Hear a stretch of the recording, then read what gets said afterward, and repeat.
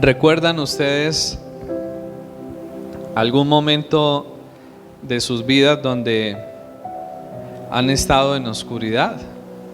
Y cuando hablo de oscuridad no me refiero a estar de noche sin la luz prendida, sino a esos momentos de nuestra vida donde tenemos una quizás tristeza profunda, confusión, soledad, desolación. ¿Si han llegado a pasar por esos momentos o solo me ha pasado a mí?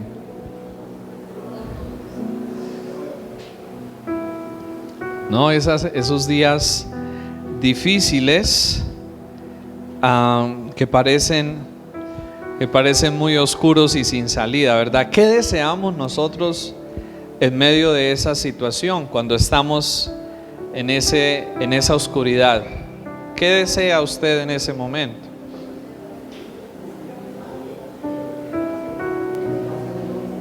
Que pronto termine eso, ¿verdad? Que pronto se acabe todo eso, ¿no? Que algo suceda, ¿verdad? ¿Qué más? ¿Qué más ha deseado usted en esos momentos? Ahora, algunos pues pueden hasta desear malas cosas, ¿verdad? Muchas personas pueden hasta, bueno, y ha pasado, ¿no? Atentar contra sus vidas en medio del caos, en medio de la desesperación. Y quisiera que miráramos nuestras Biblias, porque la Biblia habla de un poco de esos momentos de oscuridad. Y hay un momento en la historia, en Isaías capítulo 9, que nos muestra un poco acerca de esto. Isaías capítulo 9, versos 1 hasta el verso 7. ¿No? Y nos dice así, Isaías capítulo 9, verso 1 en adelante: mas no habrá siempre oscuridad para la que está ahora en angustia,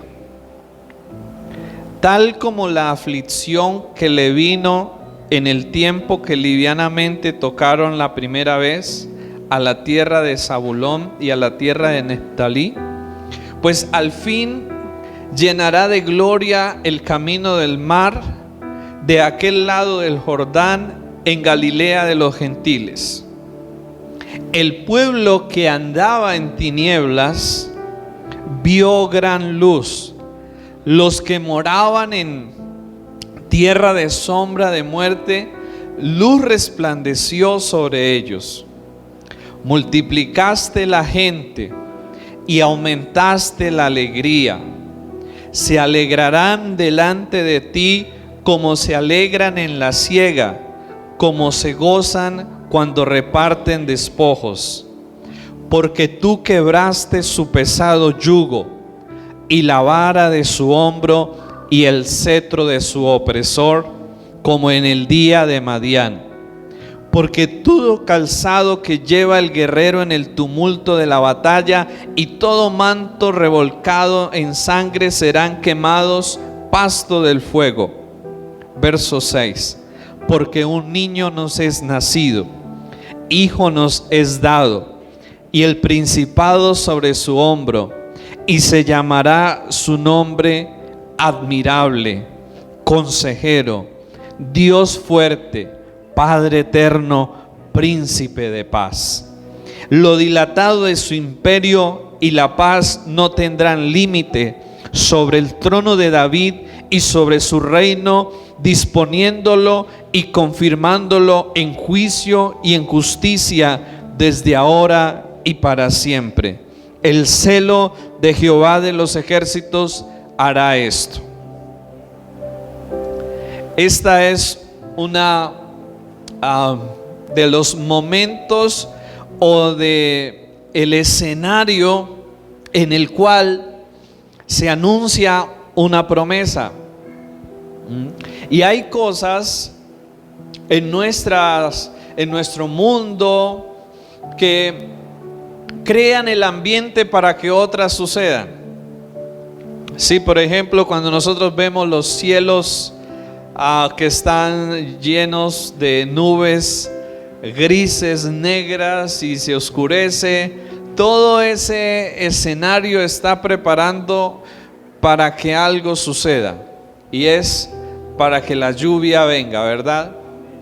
Y yo creo que a lo largo de la Biblia nosotros vemos una situación similar que se repite una y otra vez, y es que los momentos de mayor dificultad, de mayor oscuridad, de mayor crisis, han sido los momentos en los cuales Dios ha otorgado y ha concedido las mayores y las más grandes y preciosas promesas para nosotros los seres humanos. Por ejemplo, en el libro de Génesis capítulo 3, cuando está la caída de la humanidad con el pecado de Adán y Eva, el fracaso total. O sea, imagínense ustedes, después de que Dios había colocado la humanidad, bueno, al ser Adán y a Eva, nuestros primeros seres humanos allí en el huerto con todo pleno, o sea, tenían una vida plena, pero fallan, o sea, fracasan completamente. Y aún en medio de ese fracaso, aunque ciertamente vinieron unas consecuencias, también así como vinieron unas consecuencias, también así surgió una promesa.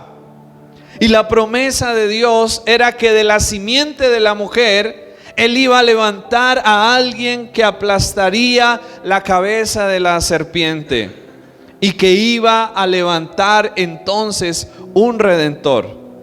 Desde ahí mismo, desde Génesis mismo, la Biblia empieza a dar luces y empieza a dar señales de alguien que iba a venir un día para restaurar la caída y para restaurar el fracaso de nosotros los seres humanos.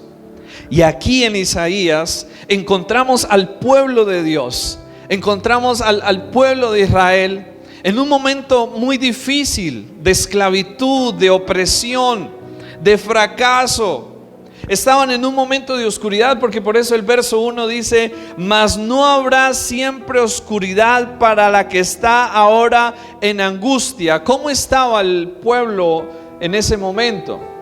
Estaba en angustia, y aquí la oscuridad el Señor la utiliza para representar todo aquello que tiene que ver con angustia, sufrimiento, esclavitud, opresión, confusión en nuestra vida. Y entonces dice el verso 1: mas no habrá siempre oscuridad para la que está ahora en angustia. Y el verso en su segunda parte dice: pues al fin llenará de gloria el camino del mar de aquel lado del Jordán, en Galilea de los gentiles. Y el verso 2 nos dice: el pueblo que andaba en tinieblas vio una gran luz. Esta es una de las promesas que nacen en medio de ese tiempo tan difícil y de los tiempos tan difíciles por los que habían pasado este pueblo. ¿Y cuál era la promesa? Que iban a haber gran luz. El Señor, por un lado, usa la oscuridad para hablar y representar todo aquello que tiene que ver con confusión, tristeza, caos, desolación en nuestra vida, y por otro lado usa la luz para mostrarnos todo aquello que tiene que ver con lo que Él quiere hacer y sus promesas en medio de nuestra oscuridad. Así que la condición en la cual se encontraban ellos refleja y demuestra la condición en la que muchas veces nosotros nos podemos encontrar como seres humanos. porque somos del mismo material y nos equivocamos como ellos seguramente, y muchas veces caemos y resultamos en este tipo de condiciones. Pero el Señor hace una promesa en medio de eso, en medio de ese escenario tan desolador, en medio de ese escenario tan caótico. Dios hace una promesa. Y yo no sé si a ustedes les ha pasado que en momentos de dificultad, en momentos de crisis grandes, Dios nos ha enviado, o Dios les ha enviado una promesa para darles ánimo, aliento en medio de eso. ¿Sí les ha pasado eso alguna vez? En sus momentos de dificultad, en sus momentos de adversidad, que Dios nos envía una promesa, ¿verdad?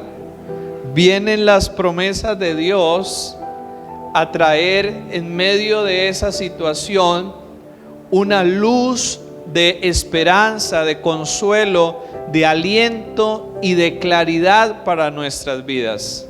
Cuando Él habla de la luz, Él está hablando de todo aquello que viene para traer claridad a nuestra vida y para que podamos ver y podamos percibir las cosas de una mejor manera. Porque cuando estamos siendo abrumados por los problemas, por las dificultades, perdemos una percepción y una forma de ver correcta las cosas y estamos en confusión y caemos fácilmente en el error, en la equivocación. Y por eso su promesa tiene que ver con traer luz, con traer claridad a nuestra vida, para que podamos ver las cosas y las podamos apreciar de una manera correcta. Sin embargo, nos podríamos preguntar, bueno, ¿y cómo esto? En Juan capítulo 1 versículo 9 nos dice lo siguiente. Juan capítulo 1 versículo 9.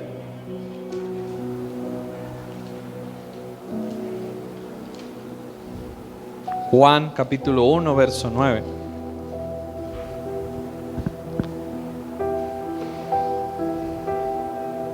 Aquella luz verdadera que alumbra a todo hombre venía a este mundo. Aquella luz verdadera que alumbra a todo hombre venía a este mundo. ¿A quién se estaba refiriendo acá este pasaje? Se estaba refiriendo a la venida de nuestro Señor Jesucristo. Una de las maneras que Dios decide hablar sobre Jesús es comparándolo con la luz, utilizando la luz para en cierta manera representar a Jesús. Y cuando nosotros vemos en Isaías que se está dando una promesa para ellos, que el pueblo que andaba en tinieblas vio una gran luz, estaba hablando y estaba anunciando que ese pueblo un día iba a contemplar esa gran luz a través de la venida de nuestro Señor Jesucristo acá a este mundo. Para ellos, saben ustedes, recibieron esa promesa, pero tuvieron que esperar muchos años, porque ellos no vieron esa luz inmediatamente. Tuvieron que pasar cientos y cientos de años para que pudieran contemplar esa luz. Pero en la venida de Jesús, cuando Jesús decide venir, cuando llega el tiempo de Dios y Jesús viene a este mundo y nace como un bebé, ahí estaba viniendo y ahí estaba llegando esa luz en la persona de Jesús. Y yo creo que nosotros, aunque ciertamente estamos en una época supremamente difícil, también estamos en un tiempo supremamente privilegiados. Porque a diferencia de la espera que tuvieron que tener ellos, incluso muchos de ellos no vieron esa luz. sino sus descendientes, sus generaciones, la pudieron llegar a apreciar. Nosotros hoy tenemos ya esa luz y tenemos la oportunidad de ver esa promesa cumplida y de ver esa promesa hecha una realidad. Sin embargo, ¿qué pasa? ¿Qué sucede? Que aunque hoy estamos en el tiempo en el que la promesa se ha cumplido, y por eso la Biblia dice que todas las promesas en el Señor Jesucristo son sí y en Él amén, para la gloria de Dios. ¿Qué pasa? Que muchas veces en nuestras vidas, aunque Jesús haya nacido ya hace muchos años y haya venido, es que no se trata de su nacimiento en un pesebre. Es que no se trata de su nacimiento en un momento de la historia. Es que se trata, y no se trata de que Él esté en un pesebre. Es que no consiste solo en ese momento, sino que consiste en que Jesús verdaderamente pueda morar y pueda habitar en nuestro corazón. Consiste en que verdaderamente Jesús pueda nacer en nuestro corazón y que verdaderamente nuestra vida esté iluminada, esté guiada y esté dirigida por Jesús. Lo que esta promesa de Isaías nos está mostrando es lo que Jesús quiere hacer en la vida de cada persona. Esta promesa nos está mostrando que ante la oscuridad, que ante el caos, que ante la confusión, que ante la desolación de nosotros los seres humanos, Dios no se queda quieto. Dios no se queda con los brazos cruzados. Dios decide hacer algo. Dios decide intervenir para traer una salida, para traer una solución, para mostrar un camino cuando para nosotros parece que ya no hay camino. Dios decide hacer algo. ¿No les parece maravilloso eso? Que ante nuestro caos, que ante nuestro dolor, Dios no se queda con los brazos cruzados. Dios decide hacer algo. Y lo primero que hace es enviar una promesa,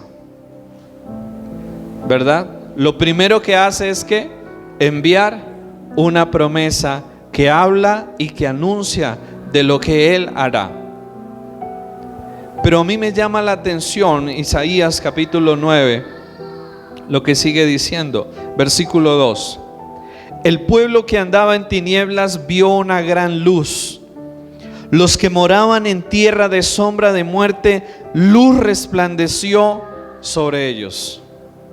Y está mostrando luego en el verso siguiente lo que Jesús quiere hacer en la vida de cada persona. Multiplicaste la gente y aumentaste la alegría. Se alegrarán delante de ti como se alegran en la siega y como se gozan cuando reparten despojos. Verso 4. Porque tú quebraste su pesado yugo. ¿De qué nos habla el yugo? De esclavitud, ¿verdad? De esclavitud, porque tú quebraste su pesado yugo y la vara de su hombro y el cetro de su opresor, como en el día de Madián. Yo creo que de manera similar, aunque no igual, nosotros los creyentes y los que caminamos con Jesús, al igual que el pueblo de Dios antiguamente, vivimos acechados y vivimos rodeados de enemigos. Y no hablo de enemigos físicos, porque ya la Biblia dice que nuestra lucha no debe ser contra carne y sangre o contra personas, pero sí hablamos de el asedio y de la opresión que experimentamos por las pruebas, por las tentaciones, por los demonios y por muchas otras cosas que vienen sobre nuestra vida. Y lo que el Señor está mostrando aquí es cómo su promesa tiene que ver con una promesa de liberación y tiene que ver con una promesa de libertad. Muchas veces en nuestra vida no tenemos libertad para caminar con Dios. No tenemos libertad para vivir el propósito y el plan de Dios para nuestra vida. No tenemos la libertad de disfrutar lo que Dios nos ha dado.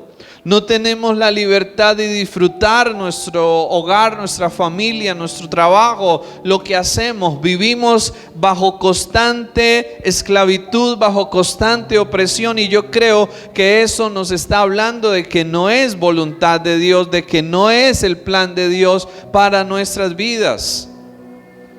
Y luego sigue diciendo en el versículo siguiente, en el verso 6: porque un niño nos es nacido, hijo nos es dado, y el principado sobre su hombro.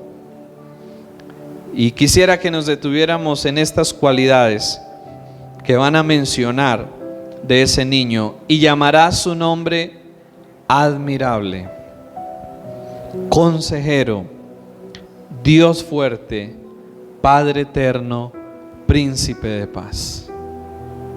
Estas cualidades le son atribuidas acá a nuestro Señor Jesucristo. Y yo creo que para nosotros poder experimentar lo anterior, esa libertad, poder experimentar esa bendición, esa plenitud, tenemos que conectarnos con estas cualidades de nuestro Señor Jesucristo.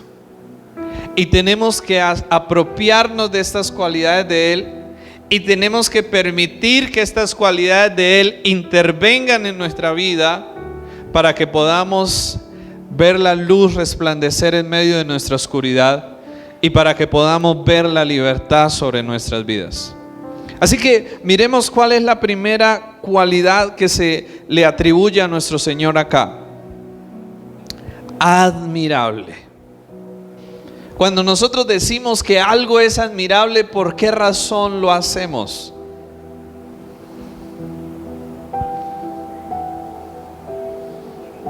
Cuando hablamos de algo admirable, ¿por qué lo decimos? ¿Por qué se le atribuye eso?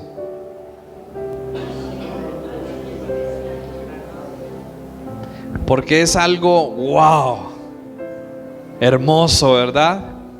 Porque es algo majestuoso, glorioso, ¿verdad? O sea, cuando decimos que algo es admirable es porque es realmente diferente a lo común, ¿verdad? No es común, no es ordinario, es algo que está por encima de lo común, por encima de lo ordinario. Es algo que va mucho más allá de lo que hemos visto o de lo que podemos ver. Y yo creo que una de las cosas que nosotros necesitamos es aprender a apreciar y a conocer esa belleza, esa majestad, esa hermosura, esa excelencia de Jesús.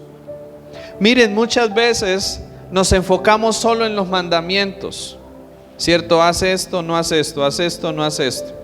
Pero yo creo que Dios nos está invitando a mirar aún algo más allá de sus mandamientos. Él nos está invitando a que nosotros podamos mirar y podamos contemplar su grandeza, su hermosura, su belleza y su majestad. ¿Estamos acá?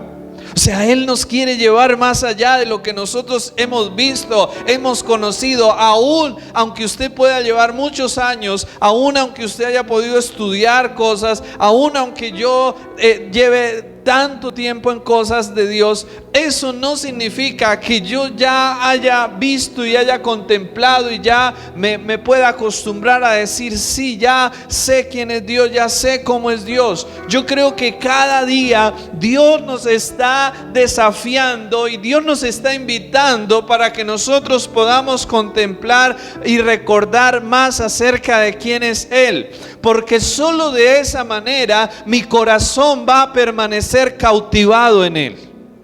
Si yo no permanezco admirándolo, si yo no permanezco contemplando su belleza y su majestad, rápidamente mi corazón va a admirar otra cosa. Rápidamente mi corazón se va a ir tras de otra cosa. O sea, es que Dios no nos obliga para que lo adoremos.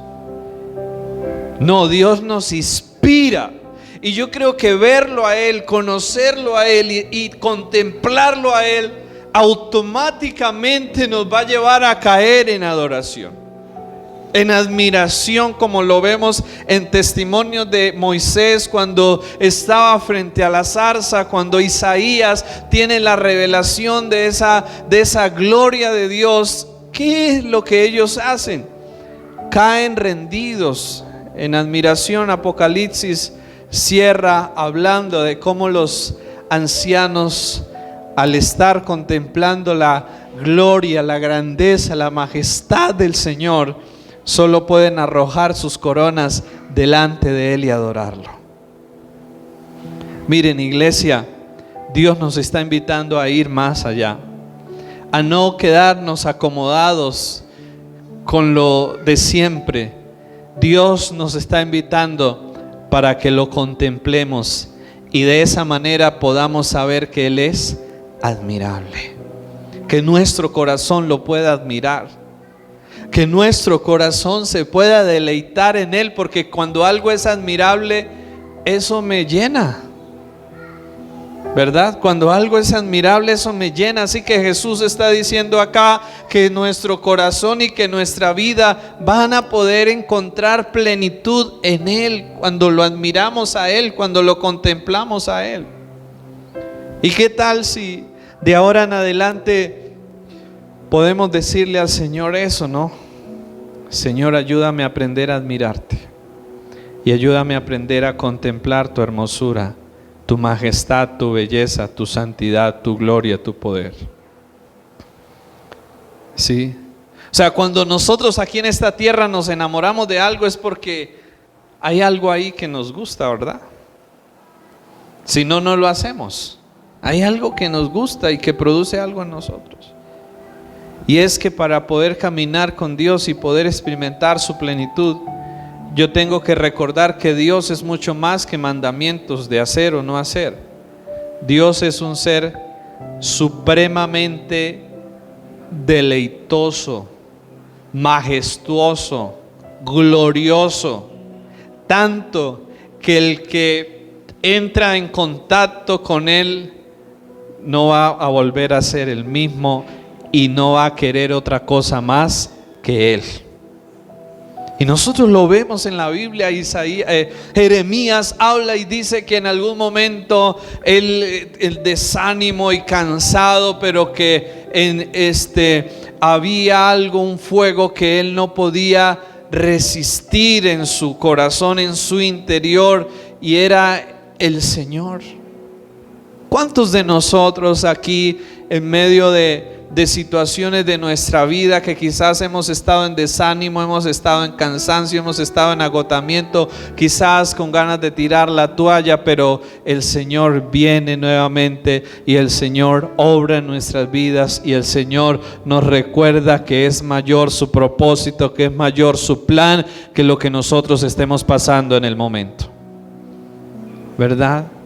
Pero la segunda característica que vemos acá de Él es que Él es consejero. Entonces la primera es que Él es admirable, que Él quiere que nosotros lo disfrutemos, o sea, que nosotros nos maravillemos y nos asombremos en Él. Y es que me quisiera detener en esto más porque creo que lo necesitamos tanto como iglesia, como creyentes. Cuando uno va a un lugar hermoso y lo mira y lo contempla, cuando uno ve una obra de arte, cuando uno ve algo y lo admira y lo contempla y uno dice, wow, esto es extraordinario, y se queda ahí. Pero ¿qué pasa con lo humano? Que vamos una y dos o tres veces y ya después uno dice, sí, es chévere, bonito, agradable, pero ya, ¿verdad? Pero Dios es tan profundo, tan ancho, tan grande, que nunca terminaremos de asombrarnos, de maravillarnos. Y por esa razón nuestra alma puede hallar verdadero contentamiento y verdadera satisfacción en Él.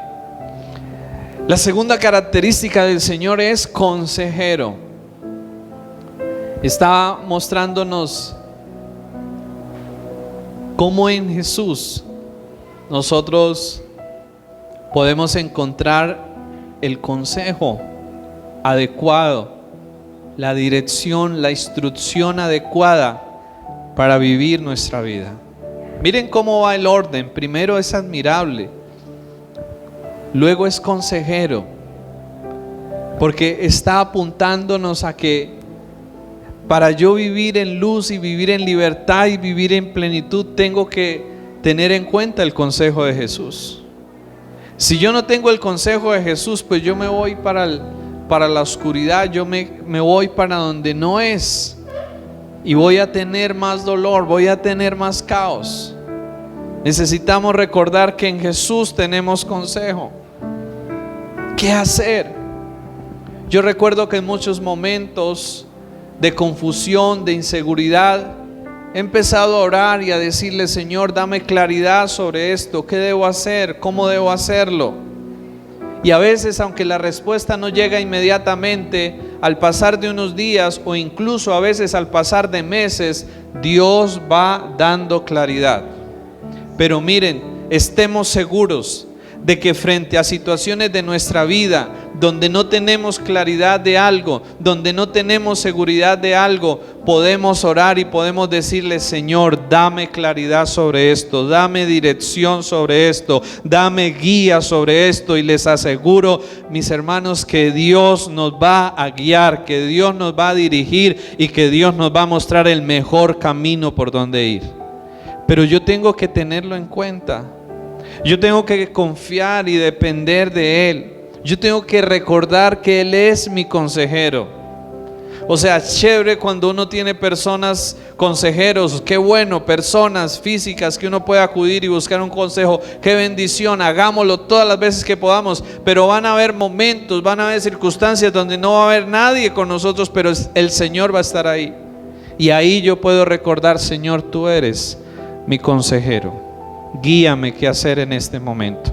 Dirígeme qué hacer en esta situación. La tercera característica de nuestro Señor, ¿cuál es?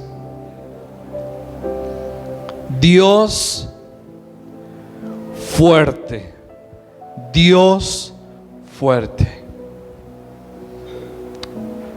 Y esto también es algo muy, pero muy importante. Porque si hay algo que nos caracteriza a nosotros, es que somos débiles. O sea, aunque nos queramos mostrar fuertes, la verdad es que somos débiles, frágiles. Y aquí el verso nos está hablando que ese Salvador que viene para ayudarnos no es alguien endeble, no es alguien ahí como medio, es alguien que fuerte, que puede. O sea, sí, porque cuando nos habla de fuerte, está hablando de alguien que puede. Y por eso, cuando nosotros estamos frente a desafíos, frente a situaciones, tenemos que recordar que Él puede, porque Él es todopoderoso, porque Él es fuerte. Pero no solo recordar que Él puede, sino también recordar que en medio de mi debilidad yo puedo recibir de su fortaleza para levantarme y para poder seguir adelante. En medio de mi debilidad yo tengo una fuente de fortaleza a la cual yo puedo acudir. Hay mañanas o hay días en los que uno, por causa del trajín, del trabajo, de cosas, se agota, ¿verdad? Pero no solo se agota físicamente, se agota también espiritualmente. Y yo, digamos, en mi trabajo que hago, que es más de, digamos, de esta espiritual, podríamos decirlo, aunque todo en nuestra vida es espiritual, ¿no? no solo esto, sino todo. Pero digámoslo así como para que me entiendan. Más muchas veces hay agotamiento. Y yo recuerdo que hay momentos en los que uno se levanta como, pero voy al Señor, paso una mañana con el Señor y ya después salgo y yo mismo me veo y digo, wow, estoy renovado, estoy fuerte, estoy listo para seguir adelante. O sea, es increíble cómo uno entra débil al Señor y viene tan débil ante Él, pero después de pasar tiempo y de estar con Él salimos renovados. ¿Por qué? Porque Él es fuerte y Él nos quiere dar esa fortaleza cada día para enfrentar la vida, para enfrentar los desafíos. Y luego otra cualidad que se menciona acá: Padre eterno. Padre eterno. Y eso apunta a Jesús como creador y como sustentador de todas las cosas. Creador y sustentador de todas las cosas. Pero yo creo que esta característica de nuestro Señor apunta a algo más especial. Y quisiera que miráramos Mateo capítulo 6. Mateo capítulo 6, verso 25. Esta palabra Padre eterno está apuntando al cuidado especial de Dios para con nosotros como sus hijos.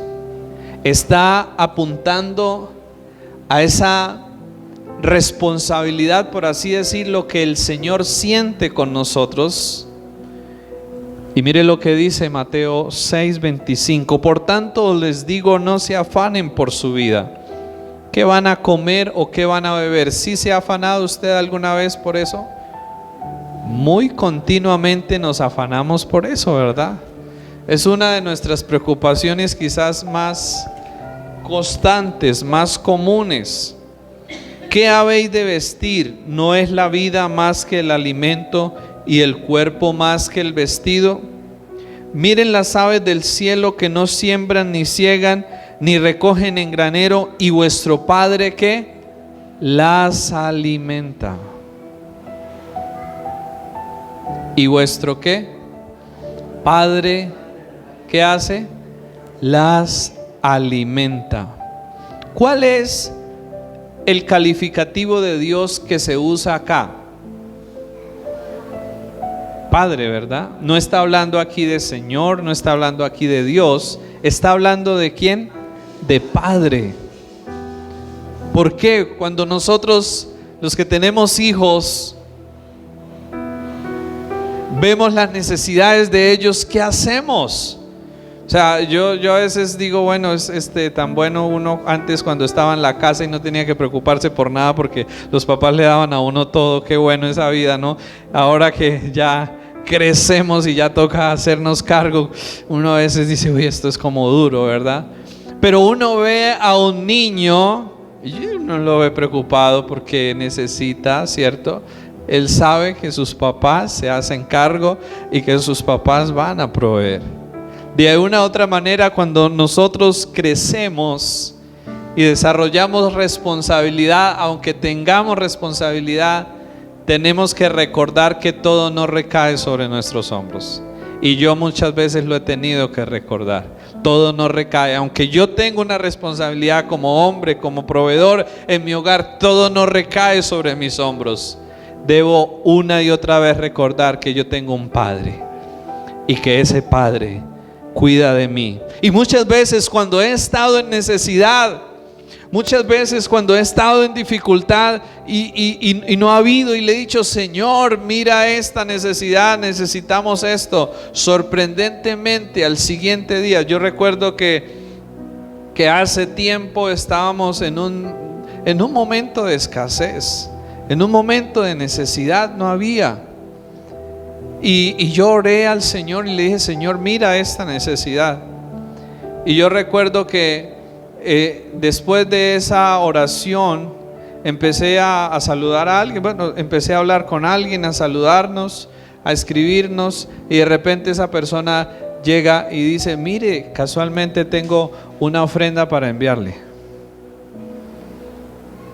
Y yo no le pedí nada, o sea, nos saludamos, él incluso creo que fue el que tomó la iniciativa de saludarme, preguntar cómo estábamos. Yo no pedí nada, yo lo saludé normal, no le dije necesito algo, no, nada, normal. Entonces en medio de la charla, esta persona me dijo, tengo una ofrenda para enviarles, justo lo que estábamos necesitando. O sea, ¿quién hace eso? Díganme ustedes. O sea, son señales de que Dios realmente mira nuestro corazón, ve, conoce nuestra necesidad y es poderoso para poderla suplir, poderoso para poderla saciar. Pero cuando yo me rindo y dependo de Él y le creo a Él, o sea, le creo en el sentido de pedirle, o sea, porque a veces no lo hago con la fe de que Él me va a dar, no, lo hago angustiado, lo hago desesperado, pero al menos lo hago y Dios ve eso. Y ese grano de mostaza, ¿cierto? Esa fe tan chiquitica, así sea de contarle a Él lo que me está pasando, Dios obra ahí y Dios se glorifica ahí. Entonces esta palabra de Padre está apuntando a ese cuidado especial que Dios quiere tener con nosotros. Y mire, y apunta a algo más. Apunta a que nosotros nos veamos como sus hijos y dependamos de Él como su Padre. Porque muchas veces, como les digo, podemos caer en la autosuficiencia, de creer que todo recae sobre nuestros hombros. Y no, yo tengo que recordar que por encima de mí hay alguien mayor, hay alguien mejor. Es mi Padre que quiere proveerme para mis necesidades. Y Él habla aquí de necesidades básicas, de comer, de vestir. O sea, yo le puedo pedir, Señor, mira, necesitamos comprar esto, necesitamos hacer esto, Señor, no tengo. O sea, Dios quiere que tengamos una relación tan cercana, de tanta confianza con Él, que le expresemos sobre todas esas cosas. No que digamos solo, ¿qué voy a hacer? ¿Cómo lo puedo hacer? Sino, Señor, ayúdame, guíame, dirígeme, provéeme. Y veremos la mano de Dios ahí. Les aseguro, veremos la mano de Dios. Y luego finalmente se denomina al Señor como príncipe de paz. Admirable, consejero, Dios fuerte, Padre eterno, príncipe de paz. Y eso sí que es algo que necesitamos mucho, sobre todo cuando las cosas se ponen mal. Yo recuerdo hace unos días que pasé por algo así y yo estaba angustiado, terriblemente angustiado y preocupado, y recordé esto y empecé a orar y empecé a decirle, no, Señor, no empecé a orar y a decirle, Señor, cambia mi situación, sino empecé a orar y a decirle, Señor, dame paz en medio de esto, porque estoy angustiado, porque estoy preocupado. Y en medio de esa oración, y después de unos minutos, empezó a venir a mi corazón paz, tranquilidad. Y esa cosa que yo veía como tan terrible, pues resultó no ser nada. Era más mi angustia, era más mi preocupación, era más mi, no sé, la forma equivocada de ver las cosas por la falta de paz, por la falta de tranquilidad, que en realidad lo que eso iba a hacer. No fue nada grave. Y entonces nosotros necesitamos recordar esto. Cuando no hay paz en mi corazón, cuando no hay paz en mi vida, yo tengo que recordar que hay un príncipe de paz que quiere darme paz, que quiere darme tranquilidad, que quiere darme gozo, que cuando los problemas, las dificultades me quieren arrebatar la paz, me quieren arrebatar el gozo, yo tengo que recordar que en el Señor puedo tener paz, puedo tener tranquilidad, puedo tener serenidad en medio de toda situación. Pero yo tengo que conectarme con Él, yo tengo que confiar en que le puedo pedir a Él esa paz.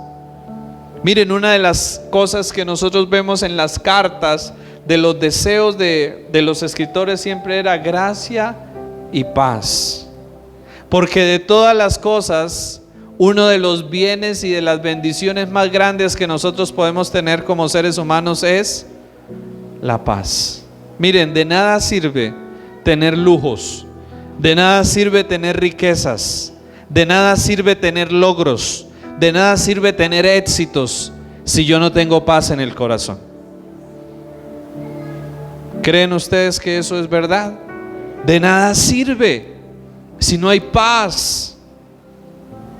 Y por eso recordemos que esta paz que el Señor nos habla aquí no es una paz de que todo va a estar bien, no es una paz de ausencia de problemas, no, es una paz que puede estar en nosotros a pesar de lo que podamos estar viviendo y de lo que podamos estar pasando.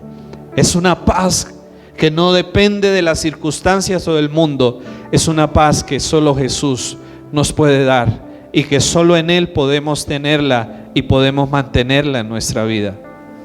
Así que el Señor nos está invitando en esta mañana para que recordemos que Jesús es admirable, consejero, Dios fuerte, Padre eterno, príncipe de paz. Creo que todo esto encierra lo que nosotros necesitamos para nuestras vidas día a día. Yo quiero invitarles que se coloquen de pie y oremos hoy al Señor como creyentes. Y si usted no ha recibido al Señor, usted dice: no, yo no soy salvo, y usted pueda decirle al Señor: Señor, yo quiero experimentar esa plenitud de Jesús en mi vida, como el admirable, como el consejero, como el Dios fuerte, como el Padre eterno, como el príncipe de paz. Y yo quisiera invitarle para que usted hoy piense qué área de su vida hoy está en oscuridad. ¿Qué área de su vida está en oscuridad hoy?